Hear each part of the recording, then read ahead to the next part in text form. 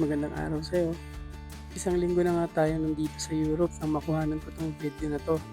Araw ng Santi at bukas na nga ang simula ng trabaho natin sa factory. Nagkataon na nangailangan ng helper yung may-ari ng accommodation sa tinitirahan namin. Agad naman ako nagpresenta kasi nangihinayang din ako sa pwede kong kitain sa sideline na ito.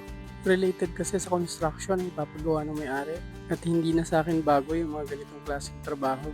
Dahil lumaki nga ako sa isang pamilyang construction ang main business. Bumiyahe nga kami ng alas 6 ng umaga papunta sa rest house ng may-ari ng accommodation namin.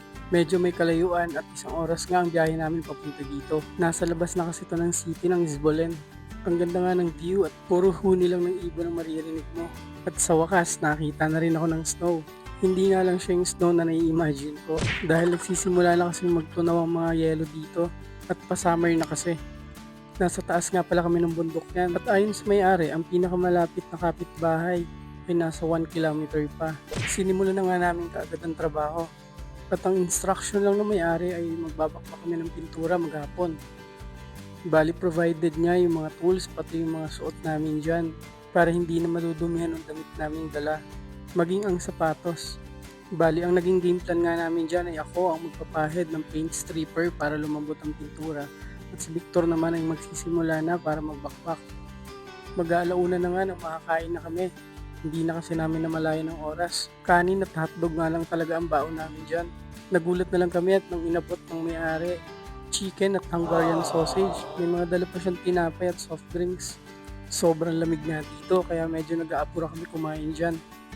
Siya nga pala si Victor, isang kabayan at makakasama ko siya sa trabaho sa factory. Single nga pala siya, sabi niya.